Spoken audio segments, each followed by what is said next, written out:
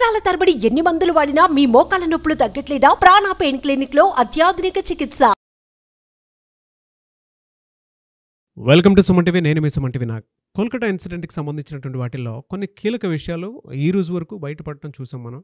అయితే సిబిఐ ఇచ్చినటువంటి షీల్డ్ కవర్లో ఏముంది, దీనికి సంబంధించినటువంటి వాటిలో త్వరితగతిన వచ్చేటువంటి ఈ జస్టిస్లో ఏం జరగబోతుంది, ఏ విధంగా ఉండే అవకాశం ఉంటుంది అక్టోబర్ 1 లోపు అనేది ఈరోజు మనతో పాటు హైకోర్టు అడ్వకేట్ రవీంద్రనాథ్ గారు ఉన్నారు. అదంతా వారి మాటలో అడిగి తెలుసుకుందాము. Hello sir. హాయ్ అండి నాగరాజ్ గారు. సరే, కోల్కతా ఇన్సిడెంట్కి సంబంధించినటువంటి వాటిల్లో చాలా విషయాలు అయితే ఒక్కొక్కటి బయటపడుతున్నాయి సార్. అంటే ఒక సిస్టమ్, ఎంటైర్ సిస్టమ్ని, ఆ సిస్టమ్ గురించి ఈవిడ తెలిసిన ప్రాసెస్లో ఇదంతా జరిగిందా అనుకున్నటువంటి ఆలోచన, సందేహం అయితే మనకు రాక మానదు.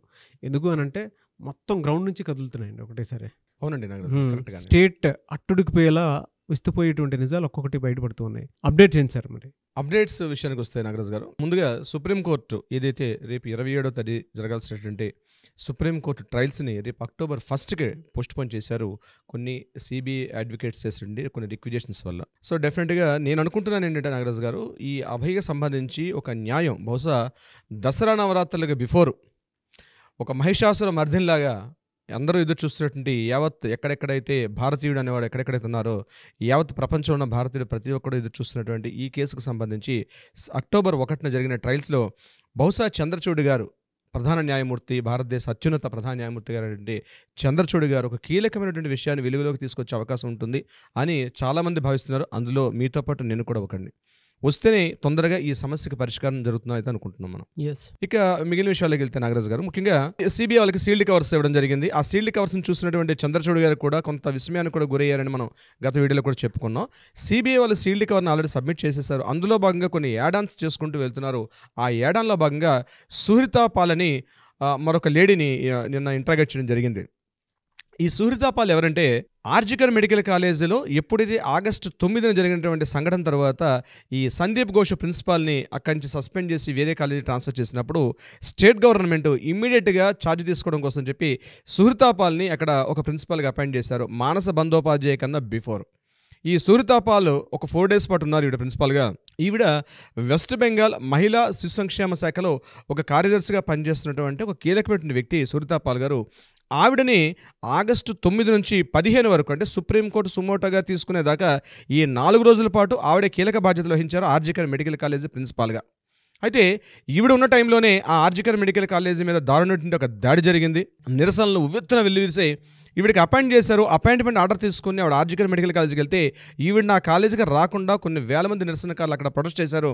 ఆవిడ అందరినీ దాటుకుంటూ లోపల కాలేజీకి వెళ్ళి అక్కడ ఉండి సూపరింటెండెంట్ గారికి ఆ లెటర్ని హ్యాండ్ ఓవర్ చేసి ఆవిడ డ్యూటీస్లో జాయిన్ అవుదంటూ కూడా ఆవిడని ఒక్క రోజు కూడా లోపలికి రానియకుండా ఇబ్బంది పెట్టారు నిరసనకారులు. ఆ రోజు ఆగస్టు 10వ తారీఖు నాడు ఆవిడ అక్కడ రిక్వెస్ట్ చేశారు కూడా, ఆ వేల మంది ఉద్దేశించి కూడా మాట్లాడారు. నన్ను డ్యూటీలో జాయిన్ చేస్తేనే కానీ నేను మిగిలిన విషయాలు ఇక్కడ నేను ముందు తీసుకోవాలని కదా, ఇక్కడ సందీప్ ఘోష్ గారు చేసిన అక్రమాలు ఏవైతే ఉన్నాయో నేను లోపలికి వెళ్ళి ఛార్జ్ తీసుకుంటేనే నేను వెలుగులోకి తీసుకొస్తానని ఆవిడ చెప్పడం జరిగింది. అయినప్పటికీ కూడా నిరసనకారు లేకపోతే ఆవిడ తన ప్రాణ భయంతో సుహృతా పాల్ గారు అక్కడ నుంచి పారిపోయారు.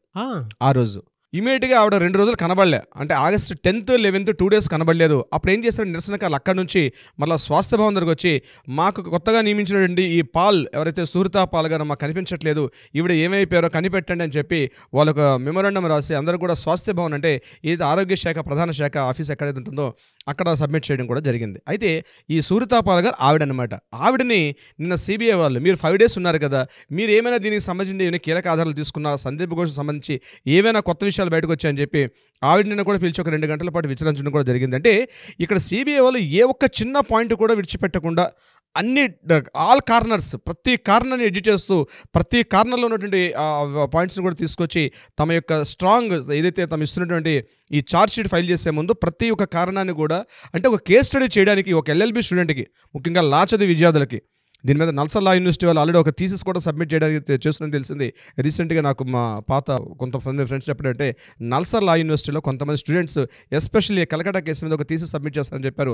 అయితే వాళ్ళు నాతో నేను మాట్లాడడం జరిగింది. మన వీడియోస్, ముఖ్యంగా నాగరాజు మీకు చెప్పాలి, మన వీడియోస్ స్పెషల్గా వాళ్ళు అడగడం జరిగింది. మీరు నాగరాజు గారు కలిసి చేసిన వీడియోస్ ఉన్నాయి కదా, మాకేమైనా థీసిస్కి మాకేమైనా ఉపయోగపడతాయని చెప్పి అడగడం జరిగింది. నేను డెఫినెట్గా నేను మీకు వితౌట్ పర్మిషన్ నేను డైరెక్ట్గా ఆఫ్ రికార్డ్ నేను చెప్పాల్సింది ఆన్ రికార్డ్ మాట్లాడుతున్నాను. అదే డెఫినెట్గా అండి. నా దాకా కూడా ఇన్ఫర్మేషన్ వచ్చింది, నాకు చెప్పారు కూడా. అంటే మీ టీం వాళ్ళే నాకు కాల్ చేసి చెప్పారు, సరే ఇలా వీడియోస్ మొత్తం సిరీస్ మీరు చేసినటువంటి ఆల్మోస్ట్ ఒక 200 to 300 వరకు ఉన్నాయి కదా, సిరీస్ అంతా కావాలని చెప్పేసి అడిగారు.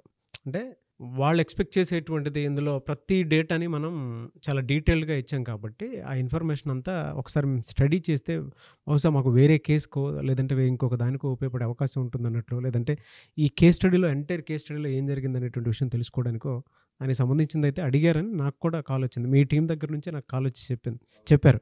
వాళ్ళు నల్సార్ లా యూనివర్సిటీలో స్టూడెంట్స్ యాక్చువల్గా వాళ్ళు డాక్టరేట్ చేద్దాం థీసిస్ కోసం చెప్పి మీరు నాగరాజు గారి కాంబినేషన్లో ఉన్నటువంటి అవి మాకు ఇవ్వగలిగితే మాకు ఉపయోగపడతాయి, ఎందుకంటే యూట్యూబ్లో మేము సెట్ చేసుకోవడం చాలా కష్టం అవుతుంది, ఒక సిరీస్లా చేస్తే బాగుంటుంది మమ్మల్ని అడిగారు. బహుశా విత్ యువర్ పర్మిషన్ అది మీ మాట్లాడితే అది చేసే అవకాశం ఉంటుంది నాగరాజు గారు. డెఫినెట్గా సార్, డెఫినెట్గా చేద్దాము. నాకు కూడా చాలా బాగా అనిపించింది. అంటే మన జీవితంలో sir your knowledge and my knowledge, మీరు చూసింది నేను చూసింది ఏదున్నా సరే అని, but when it comes to judgement point, న్యాయం కోసం పోరాటం చేసే దాంట్లో నా లైఫ్లో నేను ఇన్ని వీడియోస్ అయితే చేయలేదు. నేను చాలా ప్రౌడ్గా కూడా ఫీల్ అవుతాను. అంటే ఒక్కొక్క రైట్ కాజ్ కోసం చరిత్రకు నాంది పలిగేటువంటి ఒక్కొక్క మంచి కోసం మేము ఫైట్ చేసుకుంటూ కూడా వీడియోస్ని అప్డేటెడ్ ఓరియంటెడ్లో ఇచ్చామని చెప్పేసి చెప్పుకోవడం ఏం మాత్రం సందేహించను. అండ్ నేను చెప్తున్నాను సార్, అంటే సొసైటీ కోసం ఒక మంచి కోసం మీరు నేను ఈ సెట్ చేసినటువంటి బెంచ్ మార్క్ స్టాండర్డ్ ఈ ఇన్ఫర్మేషన్ ఏదైతే ఉందో, అప్డేట్స్ ఏవైతే ఉన్నాయో, నో డౌట్ చాలా బ్లెస్సింగ్ కూడా అనిపిస్తుంది నాకు. ఎందుకంటే మనకు ఆడియన్స్ అంత బాగా రిసీవ్ చేసుకున్నటువంటి విధానం. అంటే ఈ రోజుకి అది చూసిన తర్వాత ఏదైనా చిన్న ప్రాబ్లం వస్తే ప్రతి ఆడపిల్ల కూడా ఫోన్ చేసి అడుగుతూ ఉన్నారు, మీకు సార్ మాకు ఇది ఉంది, దీన్ని ఎలా క్లియర్ చేసుకోవాలని చెప్పేసి. ఆ విషయంలో మాత్రం మీకు కూడా స్పెషల్ థ్యాంక్స్ చెప్తూ హ్యాట్స్ ఆఫ్ చెప్పాలి. ఓపిక్గా కూర్చొని చేయటం, దాంతోపాటు తెలుసుకోవటము, దీని ద్వారా ఎవరైనా కాల్స్ చేసినా కూడా అపాయింట్మెంట్ తీసుకుని వాళ్ళు కూడా ఓపిక్గా మీరు చెప్పడం. ముఖ్యంగా ఏ శాటిలైట్ ఛానల్స్ చేయనటువంటి సాహసాన్ని మీ ముఖంగా సుమన్ టీవీ యాజమాన్యం చేసినటువంటి ఈ సాహస కృత్యం ఏదైతే ఉందో డెఫినెట్గా ఇది హిస్టరీని క్రియేట్ చేస్తుంది నాగరాజు గారు. నో డౌట్ అండి. డెఫినెట్గా ఇది ఒక థీసిస్ సబ్మిట్ చేసి అందులో సుమన్ టీవీ అన్నటువంటి ఒక మార్క్ కనిపిస్తే మనం చేసిన ఏదైతే కృషి ఉందో డెఫినెట్గా ఒక బెంచ్ మార్క్ అయితే అవుతుంది నాగరాజు దీనికి సంబంధించి. ఇక మన విషయాలకు వెళ్తే సూర్తాపాల్ గారు నిన్న 2 గంటల పాటు ఇంట్రాగేషన్ చేయడం జరిగింది. దానికి సంబంధించి ఆవిడని కూడా 2 గంటల పాటు మాట్లాడారు, ఏమైనా కీలకమైన పత్రాలు దొరుకుతాయని చెప్పి. డిస్కషన్లో ఏం జరిగింది అన్న విషయం అయితే వెలుగులోకి రాలేదు. ఇది ఒక పాయింట్. నెంబర్ 2 పాయింట్లోకి వెళ్ళగలిగితే ఆర్జికర్ మెడికల్ కాలేజీలో ఉన్నటువంటి ఒక సుమారుగా 51 మందిని ఇంతకుముందు ఇంట్రాగేట్ చేశారని మనం ఒక వీడియోలో మాట్లాడుకోవడం జరిగింది. అంటే ఎవరు వీళ్ళంటే ఈ నార్త్ బెంగాల్ లాబీలో ఉంటూ ఇక్కడ కీలకమైనటువంటి పాత్రలు, అంటే ఈ మొత్తం ఒక మాఫియా ముఠా అని చెప్పుకున్నాం. నార్త్ బెంగాల్ లాబీ ఒక మాఫియా ముఠా. ఆ మాఫియా ముఠా ఇన్ఫ్లుయెన్స్ చేయబడి ఇక్కడ ఉన్నటువంటి వైద్యాధికారులు అయితేనేమి, మెడికల్ స్టాఫ్ అయితేనేమి, నర్సింగ్ స్టాఫ్ అయితేనేమి, టోటల్గా కొంతమంది ఒక కీ పోస్టులు ఉండి వీళ్ళందరూ కూడా ఎంటైర్ వ్యవస్థని వీళ్ళు కంట్రోల్ చేస్తున్నారు. అంటే north Bengal medical college main centre అయితే ఆర్జికర్ మెడికల్ కాలేజ్ దానికి ఒక బ్రాంచ్ ఆఫీస్లో పనిచేస్తూ ఎంటైర్ ఈ హెడ్ ఆఫీస్ బ్రాంచ్ ఆఫీస్ తోటి త్రూఅవుట్ కలకట్టాలో ఉన్నటువంటి 48 మెడికల్ కాలేజీలని వీళ్ళు మానిటరింగ్ చేస్తూ ఆపరేట్ చేస్తూ ఎక్కడ ఏ చిన్న ప్రాబ్లం ఉన్నా వీళ్ళు వెళ్ళి అక్కడ ఇమీడియట్గా అక్కడికి వెళ్ళడం, ముఖ్యంగా అక్కడ బ్రైబ్ తీసుకోవడం, వైద్యాధికారుల ప్రమోషన్స్ ఇవ్వడంలో కానీ, సర్టిఫికేట్స్ ఇవ్వడంలో కానీ, ఎన్నో విషయాల్లో ఈ north Bengal lobby branch office కాబట్టి ఆర్జికర్ మెడికల్ కాలేజ్ చేస్తున్న యాక్టివిటీగా మనం చెప్పుకోవడం జరిగింది. అందులో భాగంగా ఒక 51 మందిని ఆల్రెడీ ఇంట్రాగేషన్ చేశారు సిబిఐ వాళ్ళు. అయితే రీసెంట్గా ఈ 51 మందితో పాటు మరొక 8 మందిని యాడ్ చేసి మొత్తం 59 మందిని వీళ్ళు పూర్తిగా సస్పెక్ట్ చేశారు. ఆ 59 మందిలో స్టూడెంట్స్ ఉన్నారు, మెడికల్ ఆఫీసర్స్ ఉన్నారు, గవర్నమెంట్ ప్రెసిడెంట్ కీ పోస్టులు ఉన్న అధికారులు ఉన్నారు. మొత్తం అందరూ కలిసి ఒక 59 మంది కూర్చోబెట్టి వాళ్ళని ఛార్జ్ షీట్ ఫైల్ చేసే ముందు వీళ్ళు ఇంట్రాగేట్ చేశారు. ఎందుకంటే ఒక్కొక్కరిని విడివిడిగా చేసే సమయం పడుతుందని 8 మందిని ఒక హాల్లో కూర్చోబెట్టి 8 మందిని గ్రూప్లో పెట్టి ఒక్కొక్క క్యాండిడేట్ దగ్గర ఒక్కొక్క ఆఫీసర్ కూర్చుంటూ ఇమ్మీడియట్గా క్వశ్చన్ ఫామ్స్, ఎందుకంటే టైం సరిపోవట్లేదు, డేట్ దగ్గర అవుతుంది, అందుకని చెప్పి ఒక మార్థాన్ టెస్ట్ క్వశ్చనర్ ఫామ్ తయారు చేసి టకా 2 గంటల పాటు ఒక్కొక్కరిని కూడా విచారించడం జరిగింది. ఇవన్నీ కూడా రికార్డ్ చేశారు. ఈ రికార్డ్స్ అన్ని కూడా రేపు సుప్రీంకోర్టు 1వ తారీఖున జరిగినటువంటి ట్రయల్స్లో వీటన్నిటిని కూడా ఫైల్ చేసే అవకాశం ఉంటుంది. దీనికి సంబంధించినటువంటి ఈ నార్త్ బెంగాల్ లాబీ సంబంధించింది. ఇక 3వ పాయింట్ మనం మాట్లాడుకోగలిగితే ముఖ్యంగా నాగరాజ్ గారు, సంజయ్ ఘోష్తో పాటు అరెస్ట్ కాబడినటువంటి బిప్లవ్ సింగ్, అదేవిధంగా సుమన్ హాజ్రా, నెక్స్ట్ అఫ్సర్ అలీ ఖాన్, అంటే సందీప్ ఘోష్తో పాటు కీలకంగా ఉన్నట్టు 3 వ్యక్తులు, మొత్తం సందీప్ ఘోష్తో కలిపి 4. ఈ 4 కూడా నార్కో టెస్ట్కి అడిగారు వీళ్ళు. సిబిఐ నిన్న సెల్డా కోర్టులో రిక్వెస్ట్ చేశారు. అయితే సెల్డా కోర్టు పర్మిషన్ చేశారు నార్కోటిక్ టెస్ట్ చేయమని చెప్పి, కానీ ఇమీడియట్గా సందీప్ ఘోష్ యాక్సెప్టెన్స్ ఇవ్వలేదు. దీని మీద ఈరోజు మరలా సిబిఐ మరలా స్పెషల్ ఇన్వెస్టిగేషన్ చేసి మనకి సిబిఐ వీలైతే రిలీజ్ చేసిన న్యూస్ ప్రకారం తెలిస్తే ఈరోజు సందీప్ ఘోష్కి నార్కోటిక్ టెస్ట్ చేసే అవకాశం అయితే 100% అవకాశం ఉంది. ఎందుకంటే కోర్టు ఆర్డర్ తీసుకున్నారు కానీ ఇతను యాక్సెప్ట్ చేయట్లేదు. కానీ ఇతను నార్కోటిక్ టెస్ట్ వెళ్తే మాత్రం కీలకమైన విషయాలు బయటకు వెలుగులోకి వచ్చే అవకాశం ఉంది. కాబట్టి ఆ టనీ కాస్ట్ ఎలా ఏం చేస్తారని సిబిఐ ఆఫీసర్ కొన్ని తెలివితేటలు ఉపయోగించి డెఫినెట్గా మనకు అందిన ఇన్ఫర్మేషన్ ప్రకారం ఈరోజు సందీప్ ఘోష్కి నార్కోటిక్ టెస్ట్ చేసే అవకాశం ఉంది. డెఫినెట్గా ఈవినింగ్ కానీ రేపు మార్నింగ్ కానీ దీనికి సంబంధించిన కీలకమైన విషయాలు కూడా వెలుగులోకి వచ్చే అవకాశం ఉంది. ఇప్పుడు చాలామంది అనుకుంటున్నారు ఎందుకంటే ఒక డాక్టర్ ఇతను రిజెక్ట్ చేశాడు కాబట్టి ఈ నార్కోటిక్ టెస్ట్ ఫెయిల్ అవుతున్నారు, అంటే నార్కోటిక్ టెస్ట్లో కొన్ని నిజాలు బయటపడతాయనే ఉద్దేశంతో సందీప్ ఘోష్ రిజెక్ట్ చేస్తున్నాడు. కానీ ఇతను నార్కోటిక్ చేస్తే మంచిదని చెప్పి చాలామంది కోరుతున్నారు. బస్ సిబిఐ ఆఫీసర్స్కి అక్కడ ఉన్న ఆఫీసర్స్కి ఇది ఒక పెద్ద ఛాలెంజింగ్.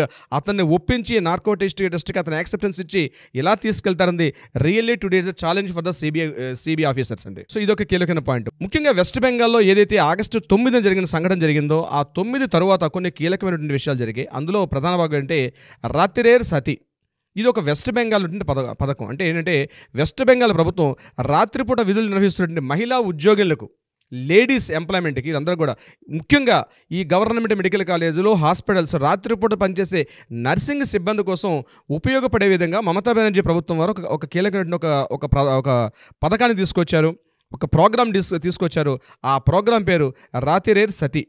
అంటే రాత్రి వేళలో మీ యొక్క సహాయకారుడు అని మీనింగ్ తెలుగులోకి వస్తుంది బహుశా. ఈ రాత్రిరేర్ సతి అండి ఇది యాక్చువల్గా ఒక మొబైల్ యాప్. ఈ మొబైల్ యాప్ని ప్రతి ఒక్క ఉమెన్ ఎంప్లాయ్ డెఫినెట్గా తమ మొబైల్లో చేసుకుంటే చాలా ఫీచర్స్ ఉంటాయి.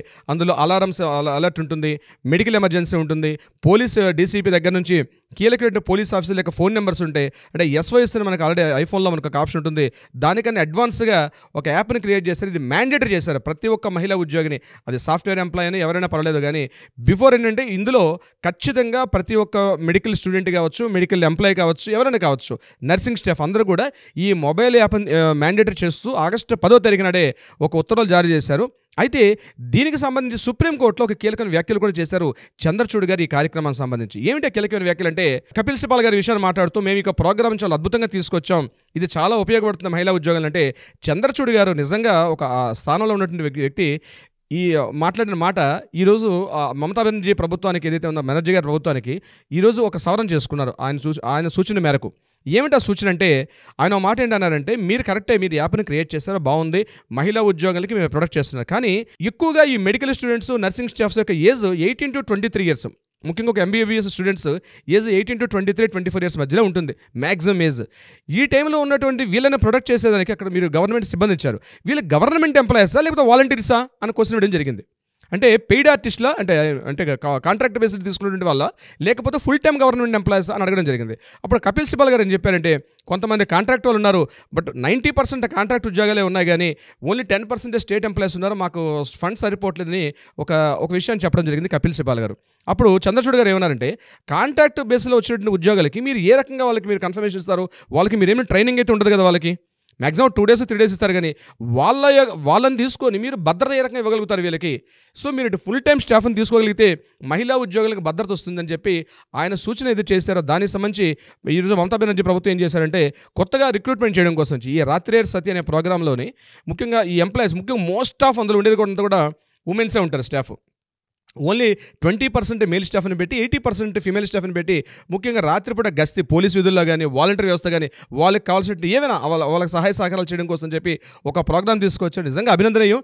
ఈ ప్రోగ్రామ్ ఏదైతే ఉందో ఈ రాత్రిరేర్ సతి అనే ప్రోగ్రామ్ ఏదైతే ఉందో బహుశా దీన్ని మిగిలిన స్టేట్స్ కూడా ఒక రోల్ మోడల్గా తీసుకొని అన్ని స్టేట్స్ కూడా ఇది మన ఏపీ తెలంగాణలో కూడా ఈ ప్రాబ్లం ఉంది. ఎందుకంటే చాలామంది చాలా పెద్ద హాస్పిటల్లో లక్షలాది మంది ఉద్యోగాలు చేస్తారు కాబట్టి వాళ్ళకి మనకి అక్కడ ఆల్రెడీ షీ టీమ్స్ అని ఉంది, సాఫ్ట్వేర్ ఎంప్లాయీస్కి ప్రొడక్ట్ చేస్తూ షీ టీమ్స్ అని అప్పుడు మనకి బీఆర్ఎస్ ప్రభుత్వం మనకి ప్రవేశపెట్టారు. అదేవిధంగా ఈ కార్యక్రమం ఏదైతే ఉందో ఈ రాత్రిరేర్ సతి అనే ప్రోగ్రామ్ ప్రకారం అంటే ఒక కార్యక్రమం లాగా ఒక డిజైన్ చేసినటువంటి ఒక షెడ్యూల్ మనం చేస్తే బాగుంటుంది. నేను కూడా సూచన చేస్తాను యాజ్ బీయింగ్ అన్ అడ్వకేట్గా నాగరాజ్ గారు. డెఫినెట్గా వెరీ మంచి ప్రోగ్రామ్గా నాకు అనిపిస్తుంది. అయితే నాగరాజ్ గారు ఈ కేసుకు సంబంధించి ఏవైతే వివరాలు ఉన్నాయో బహుశా ఈరోజు సందీప్ ఘోష్కి సంబంధించి నార్కోటిక్ టెస్ట్ కానీ చేయగలిగితే కీలకమైన విషయాలు కూడా వెలుగులోకి వచ్చే అవకాశం ఉంది.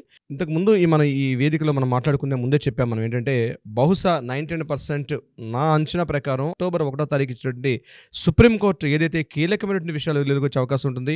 బహుశా సంజయ్ రాయ, గ్యాంగ్ రేప, ఏదైతే 2 నెలల పాటు మనం సుమారుగా 2 మంత్స్ పాటు మనం పడుతున్నటువంటి సుమారుగా అక్టోబర్ 1 అంటే నాకు తెలిసి సుమారుగా 50 డేస్ అవుతుంది ఆ రోజుకి.